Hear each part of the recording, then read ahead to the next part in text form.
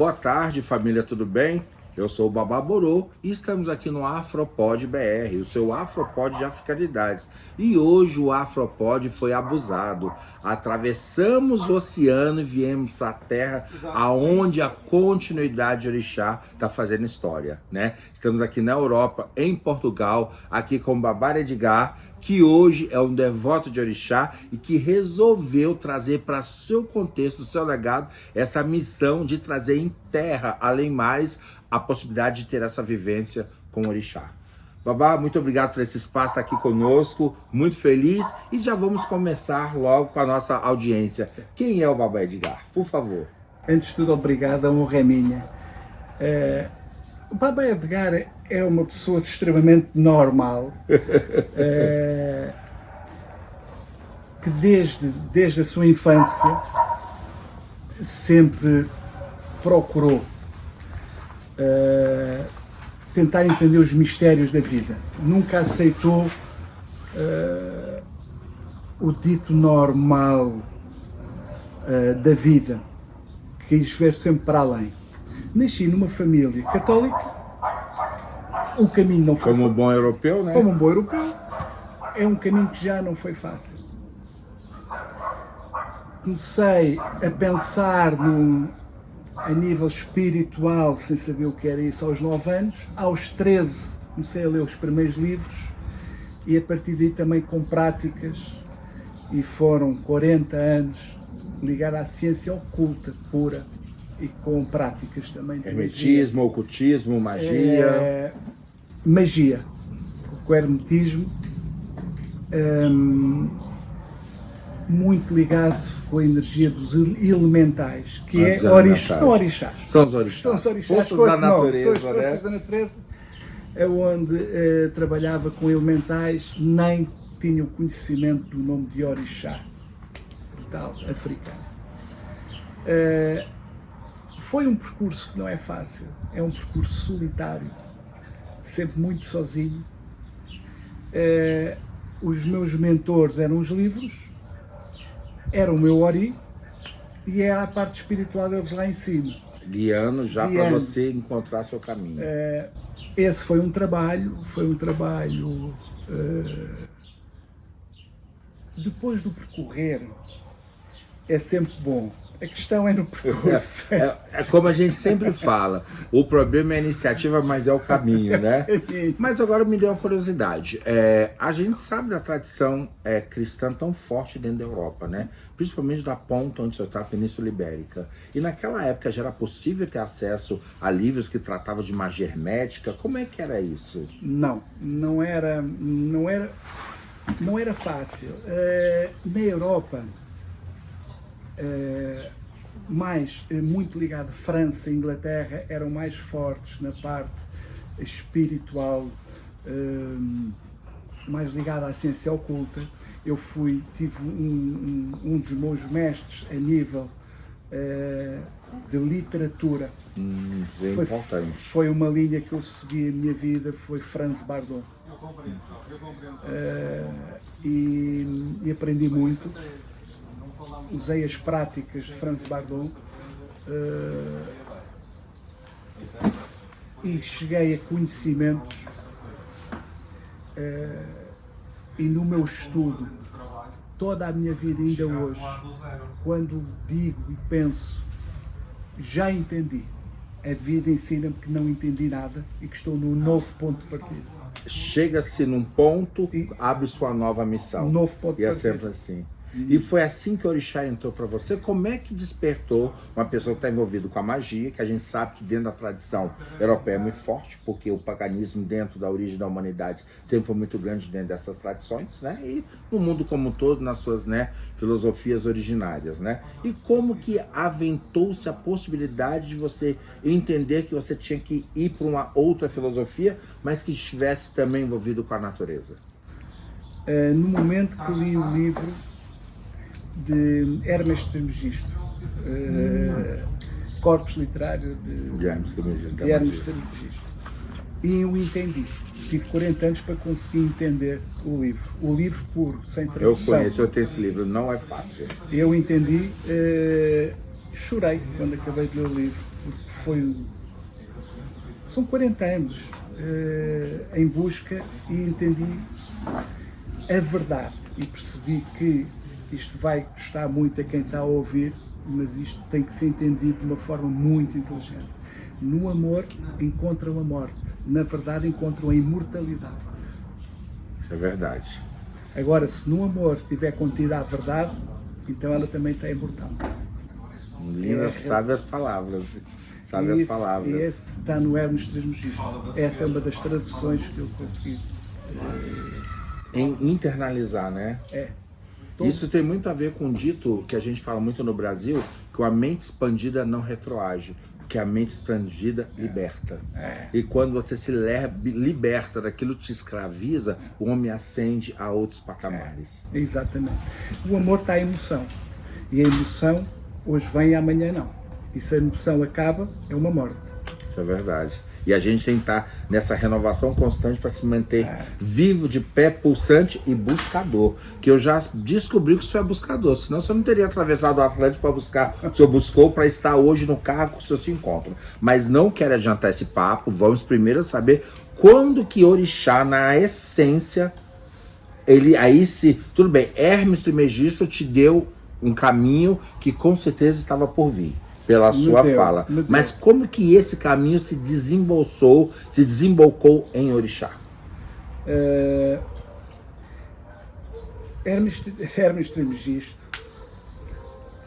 que eu creio que é o Dudu, Hermes Trismegisto. Exatamente.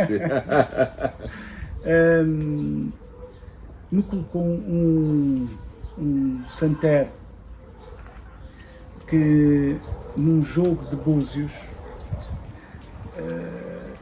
me disse que eu iria ter um problema grave de coração. Eu entendi que iria morrer. Entretanto, fiquei com isso na minha cabeça e esse mesmo santer disse que eu iria escrever um livro. Isso aqui em Portugal? Isto em Portugal. Eu disse que nunca iria escrever livro nenhum, que era algo que eu não tinha na minha mente. Mas ele disse que eu iria escrever um livro. Santeiro seria um sacerdote de santeria? Um bom santero. Tá. E muito, muito eficaz no jogo de búzios. Muito, muito bom. Passado 2 anos, a minha mulher quis fazer uma consulta de búzios, coincidência com um outro santero que vive na Maia, um excelente santero e um excelente também jogador de búzios. Maia é um... Maia é uma localização. Uma localização em Portugal. No norte. Tá. E a minha mulher foi fazer a consulta e pediu para eu ir com ela e acompanhá-la e estar ao lado dela. E quando ela começa a fazer a consulta, esse santero não me conhecia de lado nenhum, nem a mim nem a ela, diz: eu tenho um recado para si, você vai ter um ataque de coração. Tudo o que o outro tinha dito. Nossa. Ia ser forte. A não ser 2 coisas. Que ou reinava, que já não tinha mais livro nenhum para ler. Os livros já não havia livro para ler e que tinha que reinar. Eu não percebia o que era reinar. Não entendia. Entretanto, então fiz a consulta com ele. A minha mulher não ficou satisfeita porque a consulta era para ela. A consulta era para ela, mas ele se reportou para você. Foi. Coisa de ori, gente. A gente denomina que isso é coisa de ori. Foi. Disse-me outra questão, foi que entretanto eu escrevi o livro. E ele disse-me que o livro não era para ficar na gaveta, era para ser editado. Que o livro foi escrito para ser editado. Ele sabia que eu tinha escrito um livro. Isso foi, obviamente, que o jogo de búzios ele devia estar acompanhado.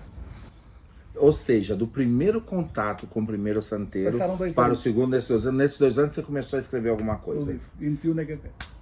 Mas o livro já era na temática de Orixá? Já.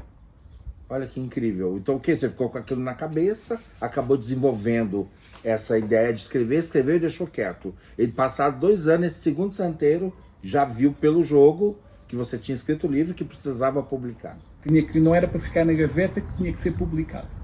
Olha. Porque ele foi escrito para ser publicado.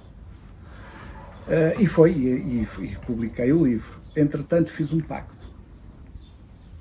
para não morrer. Não me apetecia morrer. Não, aí tive a certeza que eu iria morrer. Nossa. Aí na hora que você fez o pacto com o que você Comigo acreditava, mesmo. então com você mesmo. Comigo lá para cima. Eu comigo mesmo lá, ó, vamos lá, vamos começar a dialogar aqui. Eu quero dar continuidade ao meu legado, então, e eu vou publicar o livro. Aí foi a partir daí que tudo começou. O pacto foi com o meu ego bem, mas quem me ia matar era algum. O coração. Olha só. E o pacto foi que eu deixava tudo. Eu trabalhava numa multinacional, era diretor, despedi-me e dediquei-me a 100%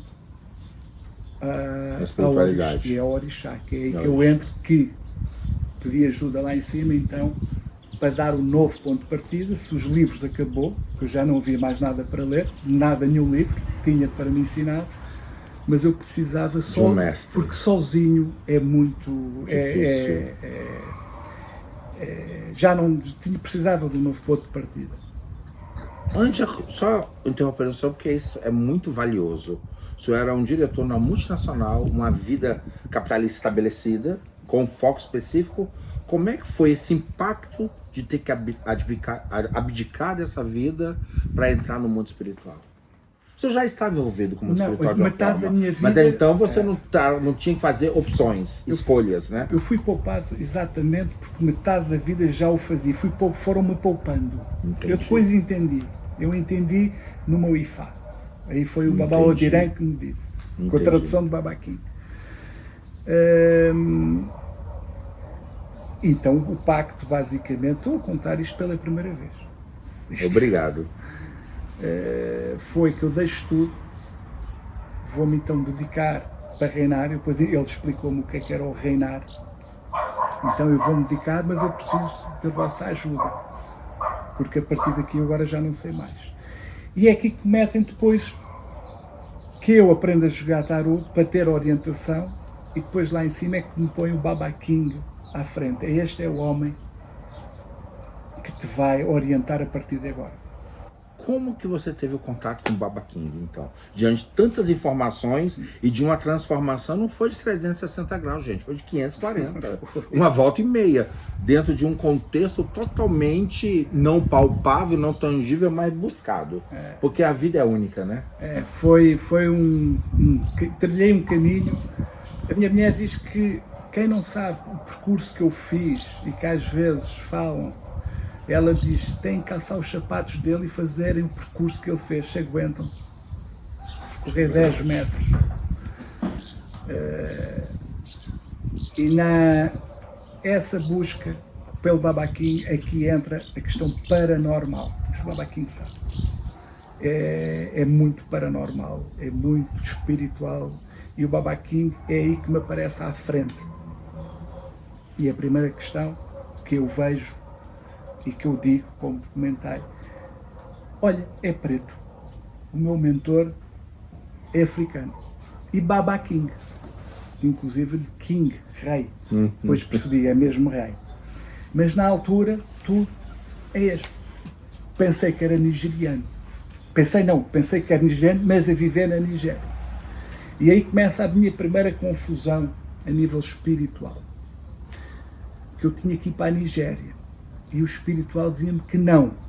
Mas eu perguntava, mas o Baba King é nigeriano? E eles diziam que sim. E eu perguntava, então, é para me iniciar, e depois percebi que é no Brasil. Depois entendi que ele estava no Brasil. Mas foi quando você descobriu ele através de algum canal? Ou... Não, aí foi espiritual, paranormal. Depois tive que ir à procura e encontrei, uau, é brasileiro, está aqui. Já percebi. Depois o Dudu, o que é isto do Dudu? É no Brasil. Então é o Baba King que me vai iniciar. Não. Ainda começa a confusão outra vez. Que não era o Baba King. Muitos testes. Muitos. Não era o Baba King, até que depois no dia a seguir é que me vieram as perguntas corretas. Eram nigerianos que vão ao Dudu, mas não é o Baba King, sim. Depois percebi, é o Baba Odirã. Ou seja, o tarô já estava te orientando que você ia chegar no nosso Papa, dentro da nossa filosofia, que é o Babalaô. Exatamente. Entretanto, passa-se mais uma outra coisa. E liguei então para o Dudu. E o Babaquinho depois retornou uma chamada, já não sei, aí não recordo a nível temporal. E eu peguei na mochila e fui para o Brasil. Tanto que eu era conhecido pelo português da mochila no Brasil. Foi o português da mochila. E fui para o Brasil, cheguei, o Babaquinho estava à minha espera, fiz a iniciação. Na minha iniciação, eu não levei lençol, porque eu não sabia que era preciso levar lençol.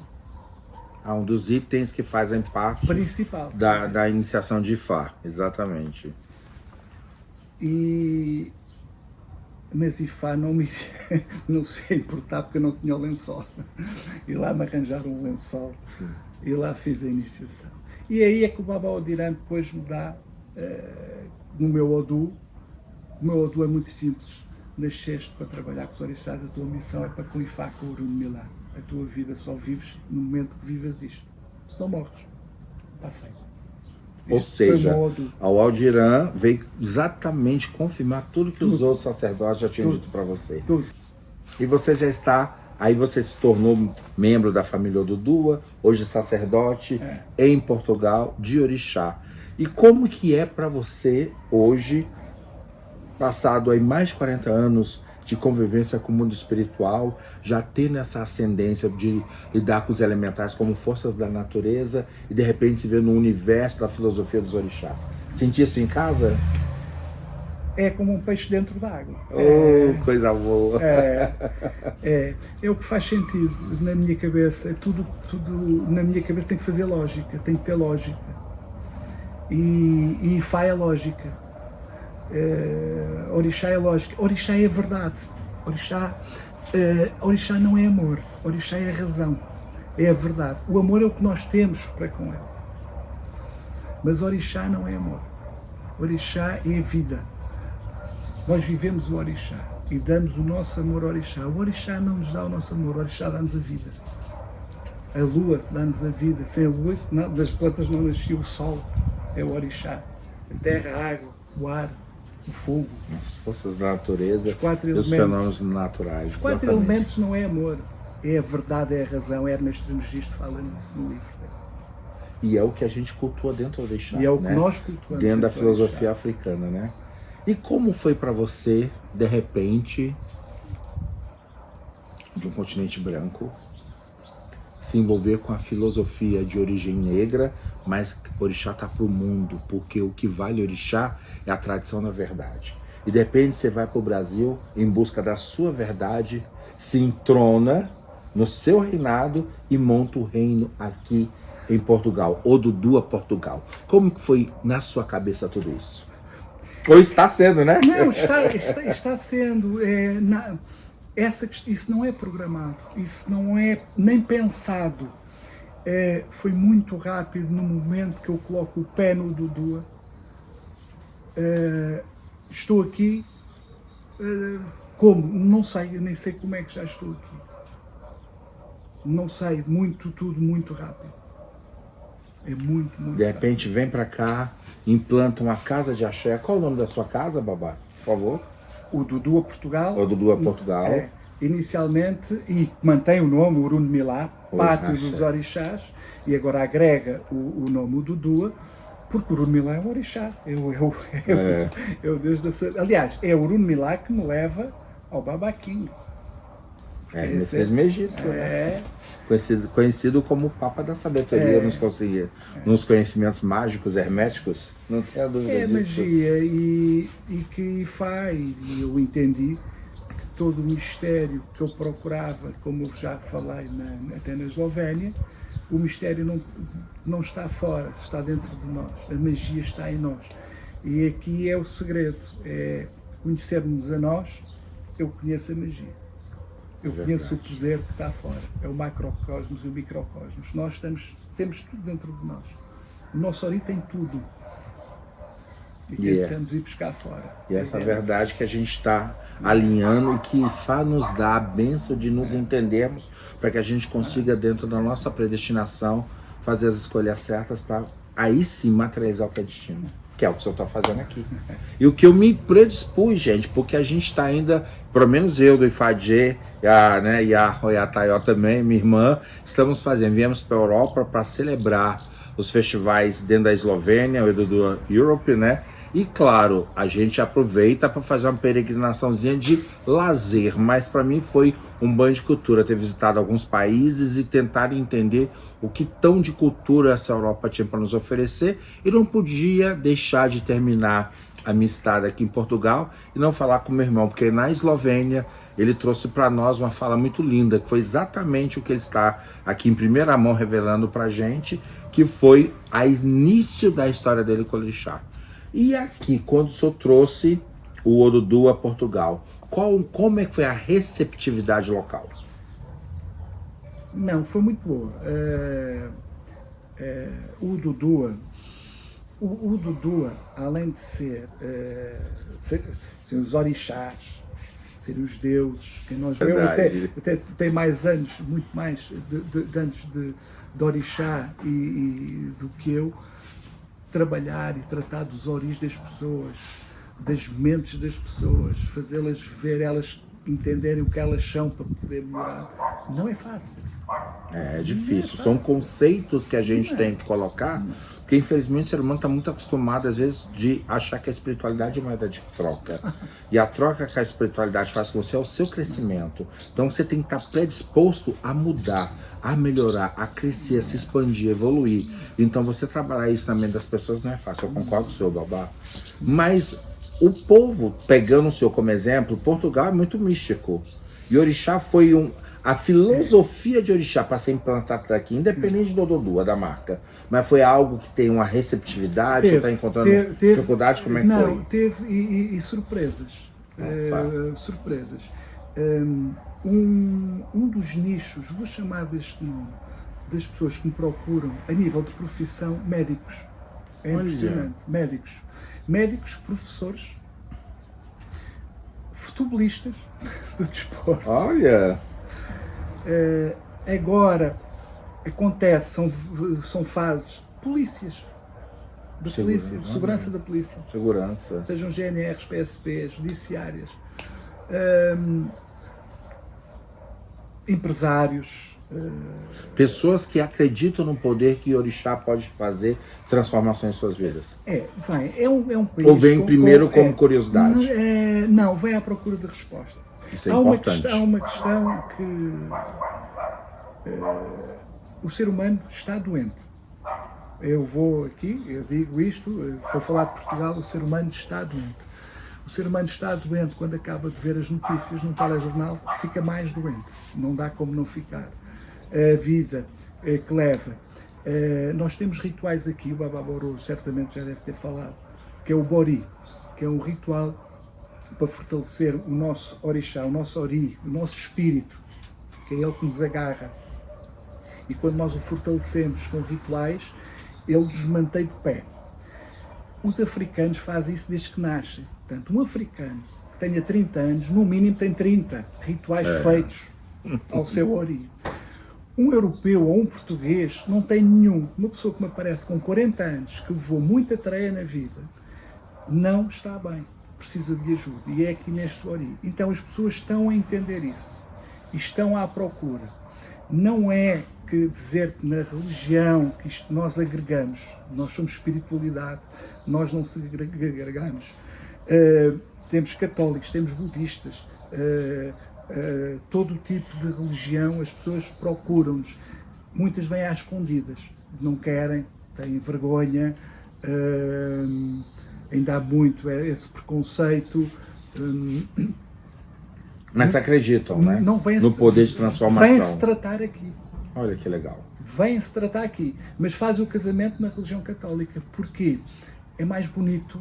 Dá para tirar... Aceitável socialmente. É aceitável, tiram fotos, vestem o vestido de noiva. Aqui não há vestido de noiva. Eles precisam disso. Porque é cultural, é para a família. Para a sociedade. É para a sociedade. Mas o ori delas, o espírito, traz-las aqui. Mas o cérebro leva aos outros lados. Né?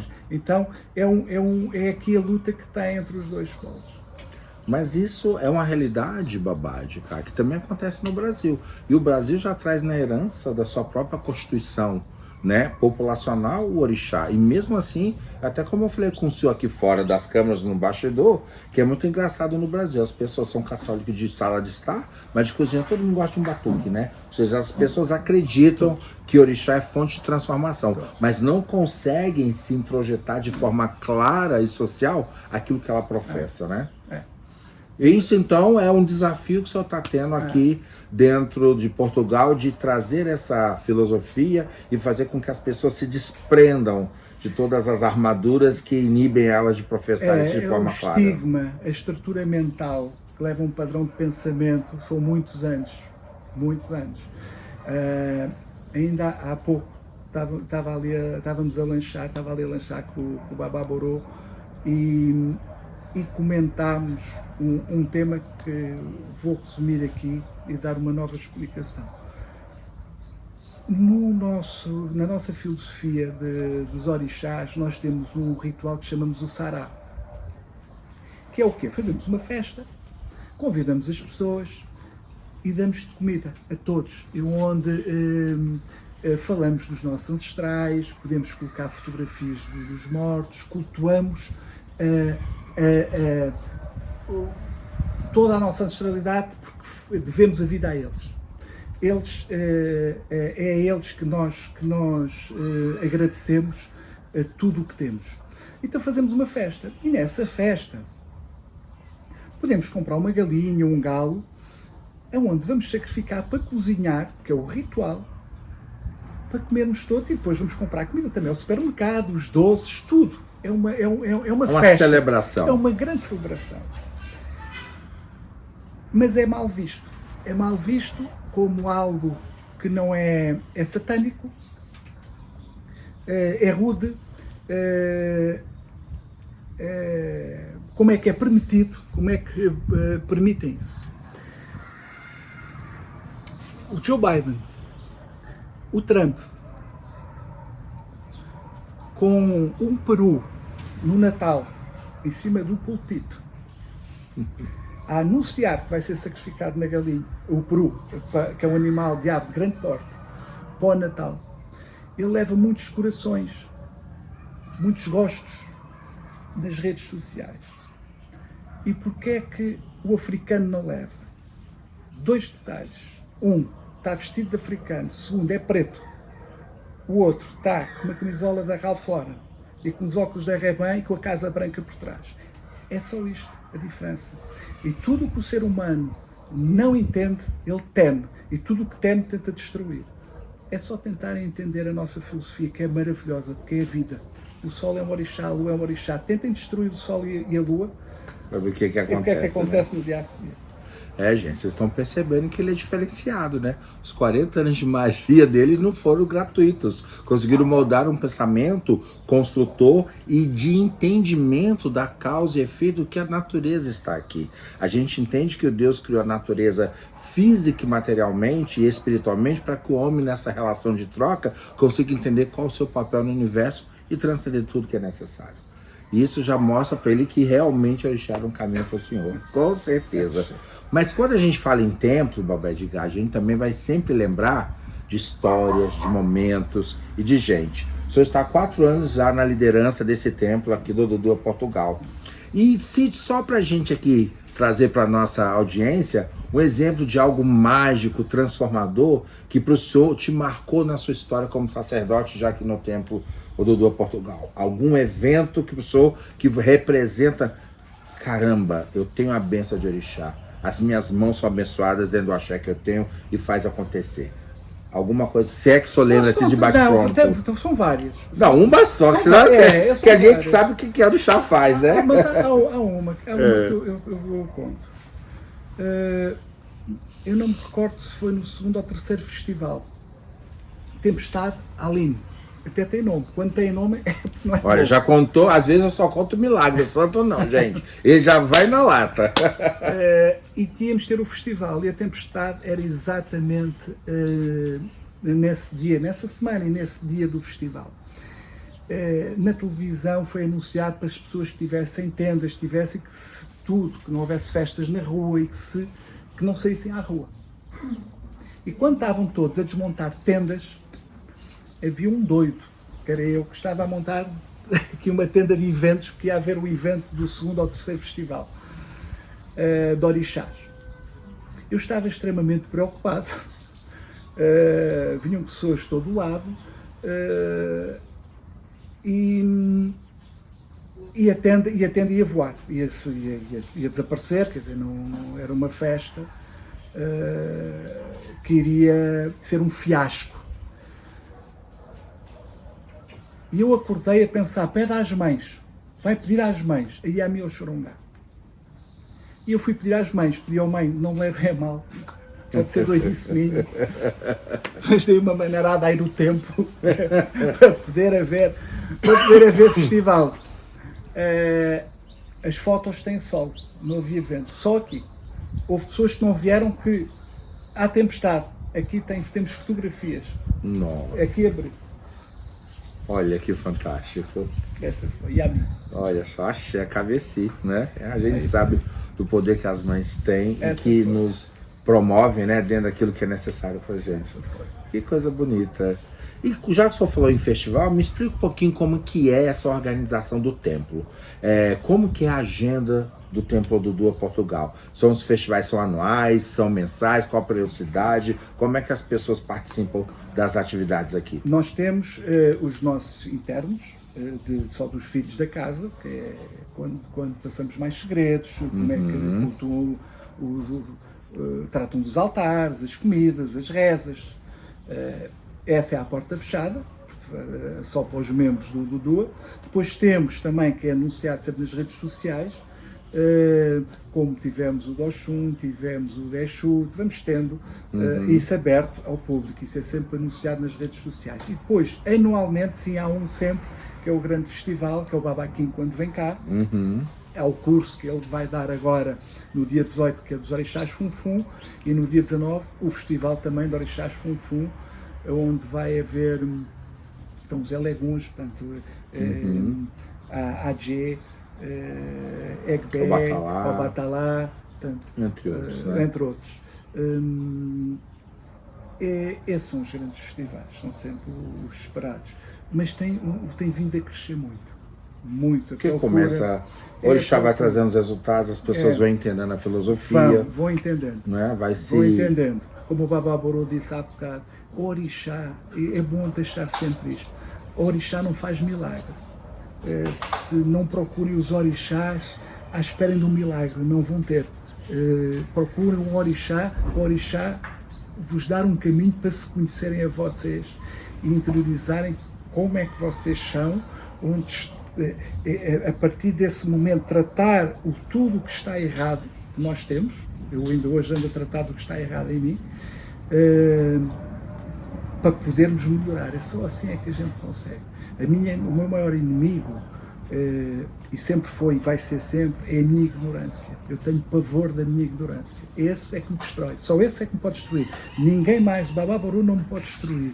Mas eu posso me destruir com a minha ignorância. Só a minha ignorância. E quando as pessoas entendem isso, fazem logo isto. Isto é o primeiro caminho da pessoa melhorar. Logo.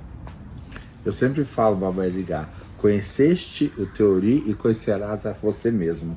Fundamental. Por isso a importância de Fá, que o Orixá que dialoga com o teu Ori, que é responsável pela sua predestinação e que traz para você o caminho de onde você, no exercício da sua livre escolha, do seu livre-arbítrio, transformar as possibilidades em destino. E quanto mais alinhado ao seu Ori, mais próspero você vai estar na realização do que você deseja. Entendendo que prosperidade não é o que eu tenho, é o que eu faço com o que eu tenho. É a força da transformação pela iniciativa pessoal de cada um. Muito bonito o trabalho que você está fazendo aqui, a gente se sente, eu me sinto como seu irmão, né? Muito feliz de saber que o Odudua, enquanto nossa família de axé, e que a gente tem orgulho de participar, está levando isso além dos mares, né? Eu me sinto privilegiado de poder congressar e confraternizar com todos os membros da família e descobrir em Portugal essa grandeza do trabalho que o senhor está desenvolvendo. E pensando nesse trabalho, Babá Edgar, O que o senhor vislumbra para o Dudu Portugal para o futuro? O que o senhor está aí trazendo dentro dos seus ideais, dentro dessa mente que com certeza não para, pelo pouco que nós já conversamos, ela veio de forma programada para muita coisa, o senhor é uma pessoa inteligentíssima, tenho certeza absoluta disso, ainda mais quem passou pelas sendas da magia hermética, sabe muito bem disso, que eu também passei dessa escola no Brasil, sei muito bem como é que é. É o que eu espero. Eu espero não dar um passo maior que a perna. Essa é a primeira questão. Uma das questões, quer que o Dudu cresça, que fique devagar, mas como o elefante, demora a dar um passo, mas quando dá, fica, não volta atrás. Eu prefiro assim. Eu prefiro que cresça com calma e não com cadência, né? Não.